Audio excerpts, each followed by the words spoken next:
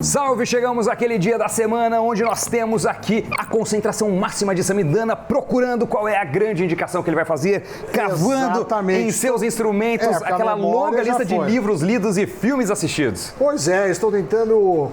Eu estou ficando tão velho que eu não lembro se o que eu já assisti eu assisti mesmo, e se o que eu indiquei eu já indiquei mesmo. A idade chega para todos, meus amiguinhos. Para nós dois, Samidana. Minhas amiguinhas, mas de qualquer forma, hoje é sexta-feira, casual, aquele dia que nós tomamos drinks, que nós fazemos happy hours, que nós fazemos o quê, Doni? Temos o cafeína casual. Sim. Então hoje tem Tiratema. Sim. Tem o Invest Cult. Perfeito. E tem também os comentários que o Doni pesca da internet sobre nossos vídeos. Então, vamos lá, pode começar. Roda a vinheta.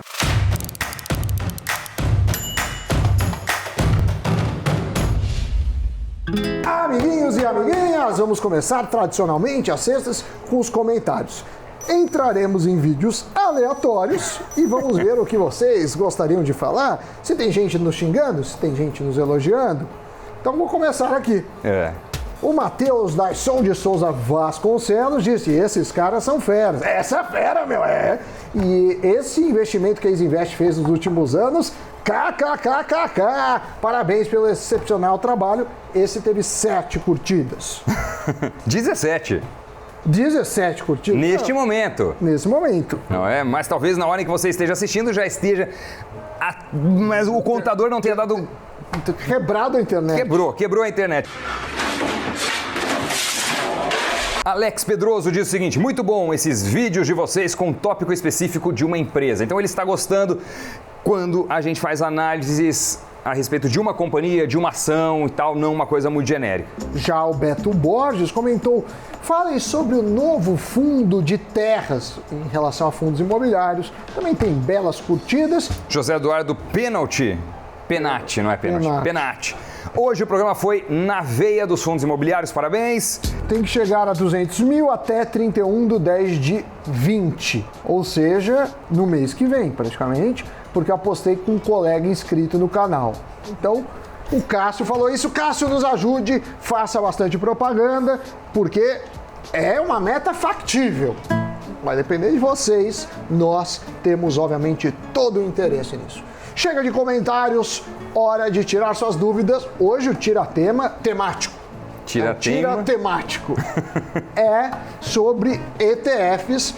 Os nossos editores, os nossos jornalistas fizeram uma apuração das dúvidas. Sim. E iremos tirar dúvidas, então pode pôr aquele lindo, a linda vinheta e o lindo... Qual que é o nome disso, né? Ziguezura. Essa ziguezura aí que tá por aí. Muito bem. E a vinheta? Roda aí a vinheta. Muito bem, agora sim estamos no Tiratema, Samidana. O tema de hoje do nosso Tiratema é ETF. Sim, ETF, um dos temas mais pedidos, mais desejados da nossa programação. Sempre que a gente fala a respeito deles como uma porta de entrada interessante na Bolsa de Valores, como uma alternativa de fundos de investimento com baixíssima taxa de administração, de fácil acesso, que já te permite ter uma pequena familiaridade ali com o home broker, quem sabe, é um dos assuntos que representam o maior volume de perguntas. E aqui nós trouxemos, por exemplo, a pergunta da Neuza Souza. Samidoni, falem mais sobre como o recolhimento de DARF acontece tanto nos ETFs quanto na renda variável e na renda fixa. Ou seja, DARF em tudo ela quer saber. Ou não? Não, ela quer. Agora sim a gente vai falar, é outros 500. Não, seguinte, tem aí, eu vou passar na Isinvest, que nós também somos conteudistas, heads de conteúdo, um nome muito chique da Isinvest. Tem o isinvest.com.br/tributação variável e fala da renda variável. Certo. Então, basicamente, vou tentar fazer a história curta. Dado que você está num investimento que paga imposto, porque tem investimento em renda fixa que é isento. Tem investimentos isentos, né, de vários tipos. Então, poupança é isento, você tem debêntures incentivados. Sem contar os isentos. Renda fixa. Em regra, você paga na saída. CDB, na hora que você resgata, você paga. Renda fixa, fundo, se o fundo é de longo prazo e tem um imposto menor, mas se tira no curto prazo, você tem que fazer um acerto. Mas renda fixa, tradicionalmente, você tem a tabela regressiva, que funciona da seguinte forma. Isso vale para Tesouro Direto, para CDBs, para letras financeiras e para outras. Como é que é? De até 6 meses, 22,5%. De 6 meses a 12 meses, 20%.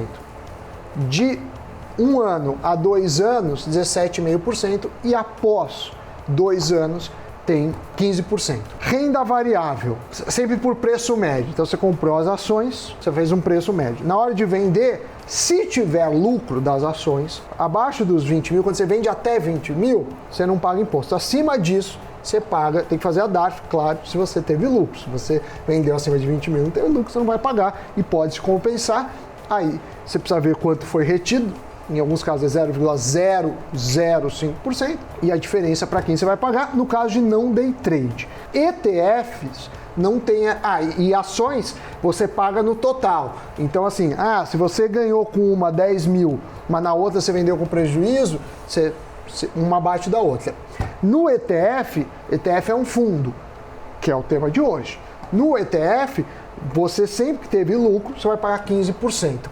Imposto de renda também é diferente para day trade e para quando não é day trade, tá? Então, isso que eu falei é sobre o não day trade. Enfim, lá na EasyInvest tem todas as regras no easyinvest.com.br/tributação-variável. Então, em resumo, quando a gente está falando de investimentos em ações, se você não está fazendo day trade, ou seja, compra e venda no mesmo dia, está fazendo um swing trade, você está comprando e vendendo pelo menos no próximo pregão ou depois disso, e a venda não ultrapassa 20 mil reais no mês, você está isento. Se a venda ultrapassar 20 mil reais e você tiver lucro, você precisa recolher imposto nessa operação, tá certo? O imposto nesse caso é de 15%.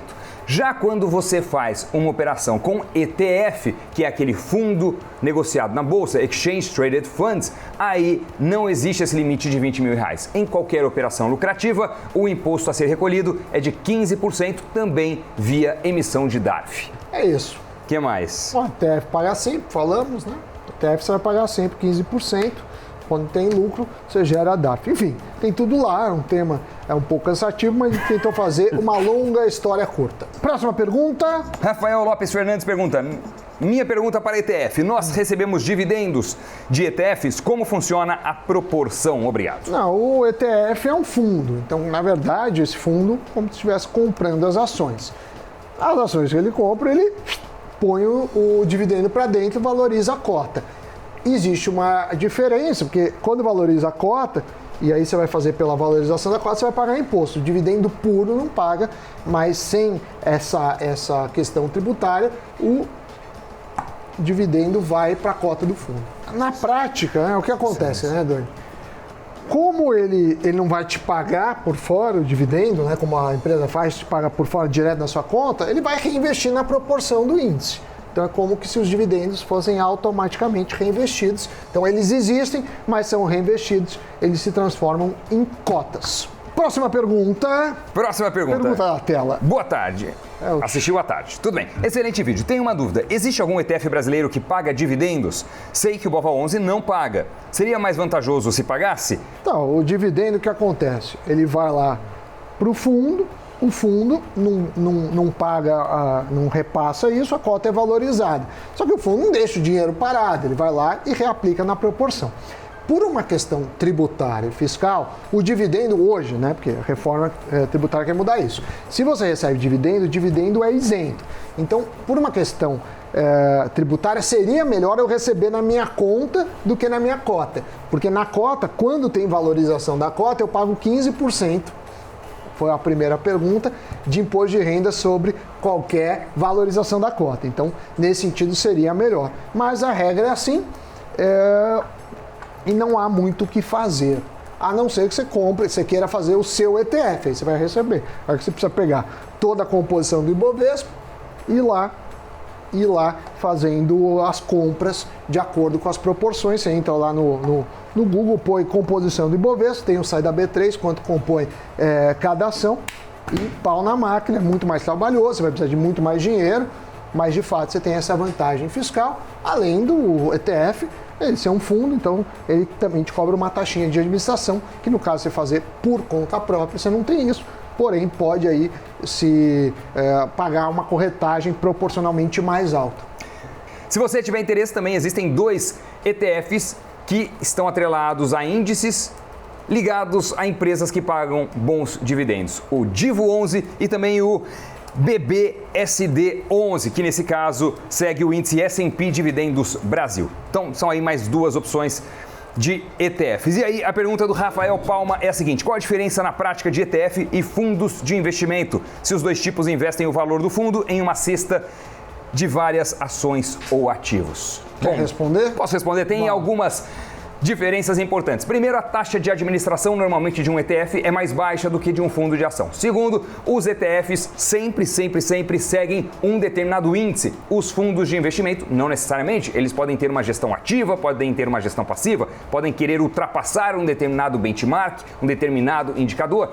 No caso dos ETFs, não. O objetivo é seguir, é replicar o mais próximo possível aquele índice. Então, os ETFs também são Exchange Traded Funds, fundos negociados na Bolsa de Valores. Então, enquanto em um fundo de investimentos tradicional você entra na sua corretora e faz a aplicação, já nos ETFs o que acontece é que você entra no home broker, da corretora também, evidentemente, mas é na Bolsa que esses fundos são negociados, então você compra como se estivesse comprando uma ação. E ao comprá-lo, neste caso, você está já fazendo um investimento automaticamente diversificado, Samidana. Exatamente, não tenho nada a acrescentar depois dessa linda explicação com a linda voz do tônus vocal do nosso galã do Deus do céu. Então vamos para o Invest Coach. Roda a vinheta.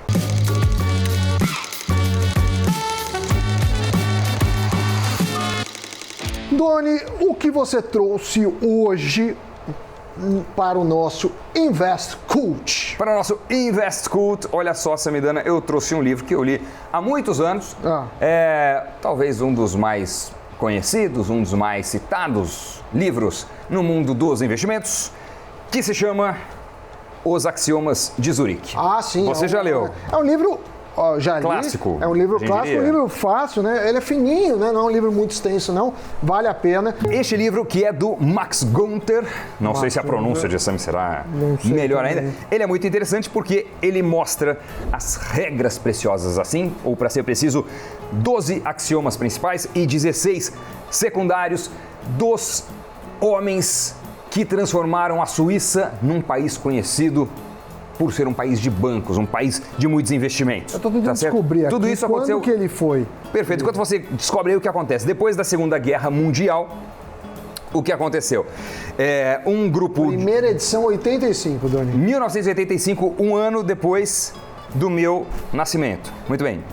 E o Max Gunther revela o quê? Os segredos de um grupo de homens que logo depois da Segunda Guerra Mundial, este grupo, esses homens resolveram ganhar dinheiro investindo em várias frentes, investiram em ações, investiram em imóveis, fizeram vários tipos de aplicações em commodities, moedas estrangeiras, enfim, eles ganharam muito dinheiro e eles efetivamente transformaram a Suíça no país que a gente conhece do ponto de vista financeiro, não é? Como eles fizeram para aumentar os lucros e diminuir os riscos? Quais foram os princípios que eles adotaram para ganhar tanto dinheiro de uma forma tão eficiente? E são justamente esses princípios que o Max Gunther coloca lá, princípios esses que valeram naquela época e valem até hoje, são os axiomas de Zurique. E eu vou num filme de Brad Pitt, que se parece muito comigo. Brincadeira. Bobagem. O que acontece? Brad Pitt tem um filme que é O Homem que Mudou o Jogo, baseado no livro. O nome em inglês é Moneyball, que é lá os jogadores de beisebol. O cara fala, tá tudo errado, vamos nos basear nos números, na estatística, no data science. Então, ele se junta a um nerd, que seria eu, não o Brad Pitt. No filme seria eu, o nerd. E aí, ele começa a tentar prever resultados, fazer isso. E aí é uma história muito legal. Vale ver, acho que tem no Netflix, se ainda não tiraram. Muito bem, acabou a semana, se não me engano, eu estou praticamente sem voz, rouco, mas sempre muito alegre, muito feliz, muito satisfeito de estar ao lado dessa celebridade do mundo dos investimentos e do mundo financeiro. Então, desejamos E do mundo das comunicações e Jornal Nacional. Um de nós já apresentou o Jornal Nacional. Quem sabe você descobre. E o Fantástico também. Mesmo, hein? Mas isso você pode ver no final de semana. Boa sexta-feira a todos. Bom final de semana. Sim. Segunda, 6 da manhã, temos um encontro marcado. Sempre. No Cafeína. Tchau, tchau. Tchau.